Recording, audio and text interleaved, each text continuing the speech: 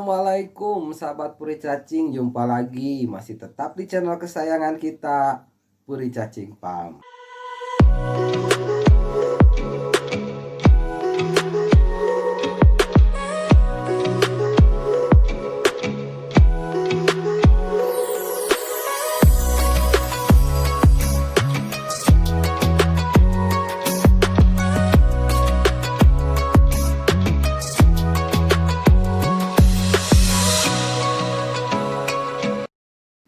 Oke kawan, kembali ya. Pada video kali ini saya masih membahas tentang seputaran budidaya cacing ya kawan ya.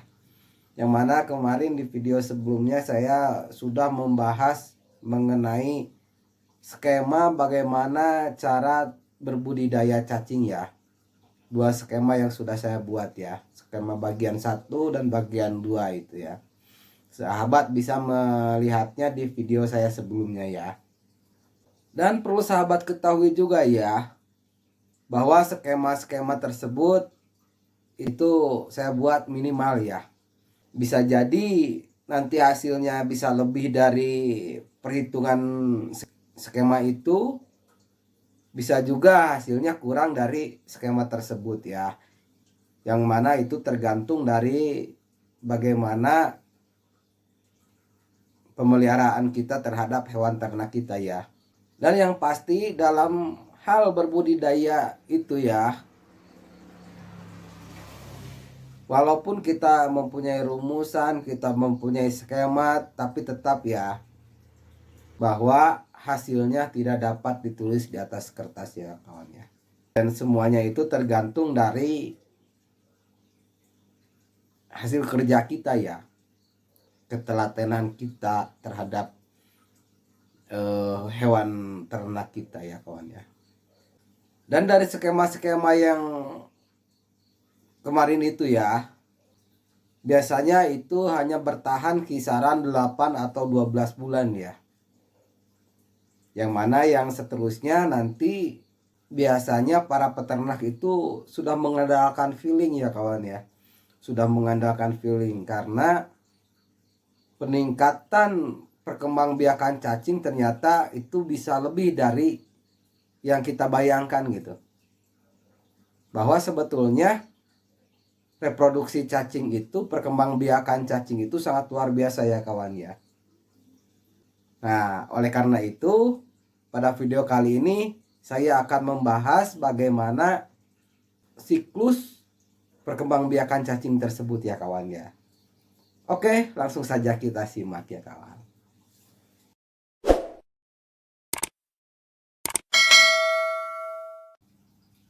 Dan ini dia kawan ya. Ini saya sudah membuatkan bagaimana siklus perkembangbiakan cacing tanah ya kawan ya. Dan saya ingatkan sahabat untuk fokus terhadap kursor yang bergerak ini ya. Dan saya sarankan juga sahabat untuk tidak men-skip atau memotong videonya ya, agar sahabat tidak gagal paham ya. Oke, langsung saja kita ke pembahasan ya kawan ya. Di sini saya sudah membuatkan diagram tentang siklus perkembangbiakan cacing tanah ya kawan ya. Di sini saya hanya menggambarkan dari 2 ekor indukan saja ya. Yang mana di sini saya tulis induk A dan yang satunya lagi saya tulis sebagai induk B ya. Seperti kita ketahui ya, untuk cacing tanah ini merupakan hewan yang memiliki jenis kelamin ganda ya sahabat ya. Jadi dia itu bisa jadi jantan, bisa juga menjadi betina, namun dia itu tidak bisa membuahi dirinya sendiri ya kawan ya. Artinya walaupun mereka memiliki jenis kelamin ganda, mereka tetap membutuhkan pasangan untuk berkembang biak ya. Oleh karena itu di sini saya tuliskan induk A pasangan yang satu yang nantinya akan berpasangan dengan induk B ya kawannya. Nah, setelah induk A dan induk B kawin ya, otomatis keduanya akan saling membuahi ya kawan ya. Dan nantinya masing-masing dari indukan ini, induk A dan induk B itu dalam kurun waktu 2 minggu setelah kawin itu akan menghasilkan 1-2 butir kokon ya. Nah, di diagram ini kita nggak muluk-muluk ya. Kita kunci aja 1 butir kokon dari 1 ekor cacing. Karena nantinya itu antara kedua indukan ini setelah kawin itu masing-masing akan mengeluarkan kokon. Akan bertelur, induk A akan bertelur dan induk B juga akan bertelur. Sehingga dari satu siklus perkawinan ini akan masing-masing akan menghasilkan, anggap saja 1 butir induk A menghasilkan 1 butir kokon atau telur, dan induk B pun akan menghasilkan 1 butir kokon atau telur. Dari 1 butir telur itu, teori menerangkan bahwa dari 1 butir telur cacing itu ya, dari 1 butir kokon akan menghasilkan 2-5 ekor anak cacing. Ada juga yang bilang sampai 9 ekor anak cacing. Dan ada juga yang bilang dari 1 kokon itu akan menghasilkan 20 ekor cacing. Oke. Di diagram ini kita tidak muluk-muluk ya kawan ya. Kita akan hitung saja. Dari 1 indukan menghasilkan 1 butir telur dan menghasilkan 1 ekor anak cacing. Kita ambil minimumnya saja ya. Dari 1 ekor induk dalam jangka waktu 1 bulan itu akan menghasilkan 1 ekor anak. Dalam artian dari 1 pasangan induk menghasilkan 2 ekor anak dalam jangka waktu 1 bulan. Dan di bulan berikutnya si indukan ini juga akan kembali menghasilkan 1 ekor anak. Karena biasanya itu dari kurun waktu 2 minggu sampai 1 bulan itu, kalau kondisi medianya bagus ya, suhunya juga tepat, dalam artian tidak terlalu lembab, tidak terlalu panas juga, dalam jangka waktu 11 atau 14 hari itu kokon sudah menetas ya.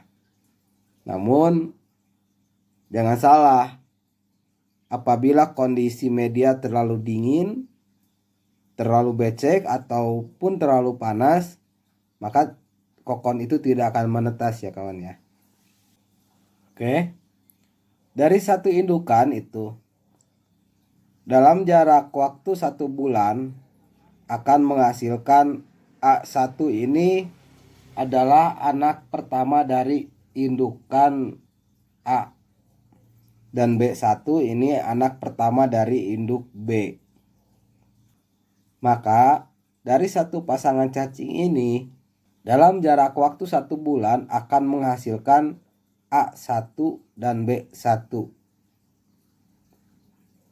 Jadi si induk A menghasilkan 1 anak dan B1 menghasilkan 1 anak. Nah, di bulan keduanya kembali akan menghasilkan A2 dan B2. Nah, otomatis si A1 ini dia sudah menjadi anakan cacing ya. Dan di bulan ketiganya induk A akan menghasilkan A3 dan induk B juga akan menghasilkan B3. Artinya A2 sudah menjadi anakan cacing dan A1 sudah menjadi cacing yang remaja. Lanjut, di bulan keempatnya juga induk A akan menghasilkan A4, anak yang keempatnya ya. Dan si indukan B juga akan menghasilkan B4. Otomatis si A3 ini sudah menjadi anakan cacing. Si A2 sudah menjadi cacing remaja dan A1 ini sudah menjadi cacing dewasa dan sudah bisa bereproduksi dan akan menghasilkan anak. Nah, di sini ya, dalam kurun waktu 4 bulan si anakan yang pertama dari A1 dan B1 ini kembali sudah bisa menghasilkan anak.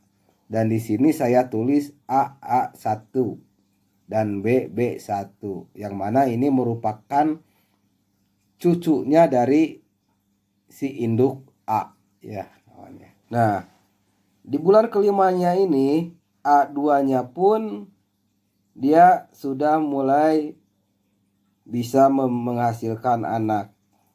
Dan di bulan ke-6 A3-nya pun sudah bisa menghasilkan anak. Begitupun B3 ya.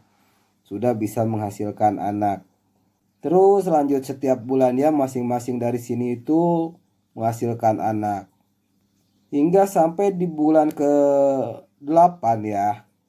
AA1 ini pun sudah bisa menghasilkan anak lagi. Maka di sini saya tulis sebagai AA1 ya. Dan di bulan 9-nya AA2 pun sudah bisa menghasilkan anak lagi.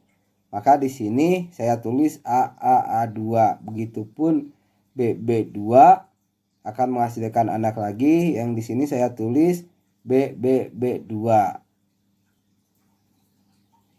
Dan sampai di bulan ke-10 A3 juga sudah menghasilkan anak ya. Begitupun BB3 ya. Sudah bisa menghasilkan anak. Yang di sini saya tulis BBB3 ya kawan ya. Artinya dengan perhitungan minimalis saja ya. Dari dua indukan ini setelah kita pelihara dalam kurun waktu 10 bulan itu sudah bisa menghasilkan 1, 2, 3, 4, 5, 6, 7, 8, 9, 10, 11, 12, 13, 14, 15, 16, 17,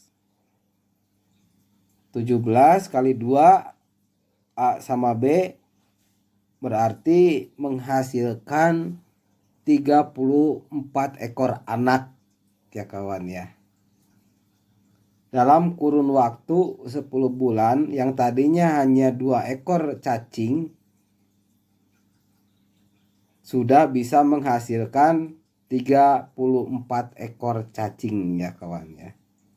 Ini kita hitung dengan perhitungan minimal ya kawan ya. Apalagi kalau kita ambilnya dari 1 butir telur menghasilkan 2 ekor cacing, itu kan akan lebih berlipat-lipat lagi itu kan perhitungannya.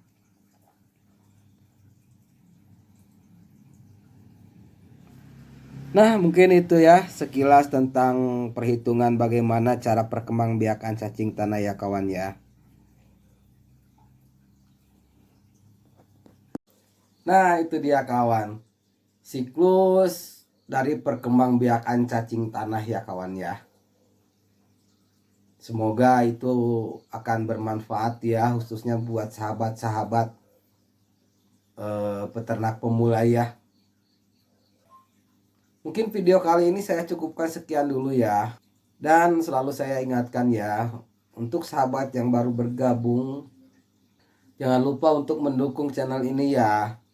Dengan cara ketik like, subscribe, dan juga komen, dan klik lonceng notifikasinya agar sahabat selalu mendapatkan notifikasi video terbaru dari kami ya kawan ya.